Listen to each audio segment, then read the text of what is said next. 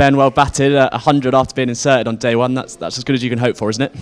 Yeah, it was nice. I mean, pitch was good. I think it was a bit of a toss-up. Spoke to Brody a lot about what we wanted to do, and it felt like it didn't really matter just because we knew it was going to be a good pitch. But yeah, we were going to bowl. Yeah, obviously there's weather around, so we'll see. But yeah, pretty happy with how today's gone. If you were going to bowl, and the lads thought that, for you and Haas to go in and bat the way you did and settle the dressing room almost, how good is that?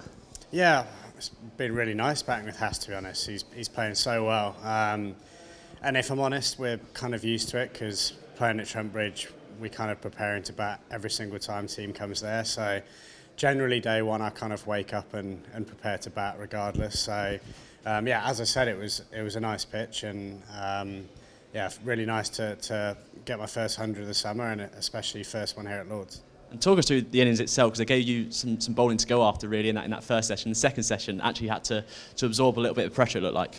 Yeah, it was a weird innings, to be honest. I just, obviously, when I nicked that one through first and the keeper early on, I just said to myself, you know, no, I think Ethan Bamber's a lovely bowler, but there's not too much pace there. And I just said to myself, I'm not getting out stuck on the crease to him. And that was why I went out and played the way I did against the new ball, which was, you know, a little bit tricky at times. And I kind of figured out that the pitch was nice, the ball got a bit softer, and kind of when I'd done that hard work, got myself in, it felt like in a way they were kind of trying to get me off strike.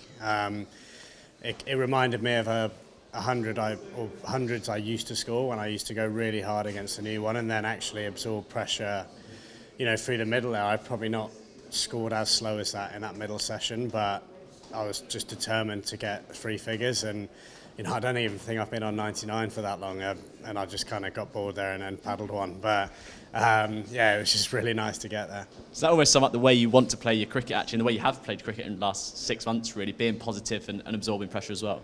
Yeah, exactly. And as I say, it was a weird innings because I feel like at times I dug in, and I think the amount of shots I played during the innings, you know, to get 100 off 150 or whatever in the end it was kind of trying to respect them when they bowled well, but then I was trying to make clear decisions in my head about, you know, for example, the paddle. I said to Haas I was going to do it, and he kind of laughed as if I was joking, and I just said no. I mean, Higo was bowling the same ball over and over again with no fine leg, and little things like that where the game's moving forward in an exciting way where, you know, probably wouldn't have been played a couple of years ago. You know, in my eyes, someone bowling 75 mile an hour with no fine leg, I'm going to do it with a white ball, so why not do it with a red ball? And your mindset on the 90s, as you say, a little bit of time in there. Was it nerves or just determination, as you say? Yeah, they just bowled really well, and I just couldn't really get away. And you know, I was tempted today to, you know, switch around and go to that short side to the leg spinner, but I mean, I missed a filthy drag down on 99 first ball. Yeah, and then after 5 or 6 dots, I just said to myself, I literally can just paddle one for a single here, you know, get to 100 and then kick on. So, yeah, my theory behind it was I'd worked so hard to get there and I didn't want to throw it away, and I just believed that I was going to get a scoring opportunity. And from a team perspective, how important was that partnership with Lyndon, and how well did he bat as well? Looked very assured, I thought, in the middle. Yeah, really well, and he kind of took pressure off me because I didn't get a great deal of strike, and he came in and hit boundaries when we needed.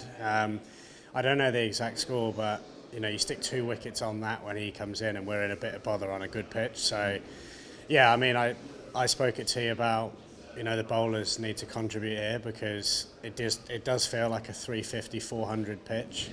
You know, certainly from the position we were in. So, yeah, hopefully I can kick on again in the morning with Mull and build partnerships down the order and try and find our way to near 400. Yeah, you've spoken before about not wanting to just get hundreds, wanting to go big, and obviously you're unbeaten overnight. How strong is that will to make it a big one tomorrow?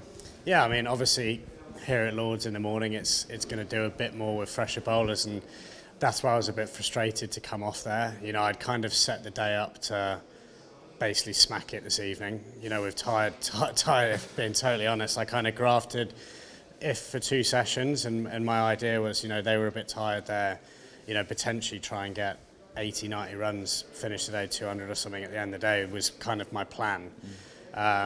So probably the best thing for them was getting off, you know, even with Mull there, with that short side. So I think they'll be happy coming off there, kind of refreshing, and as I say in the morning, it's a completely different game.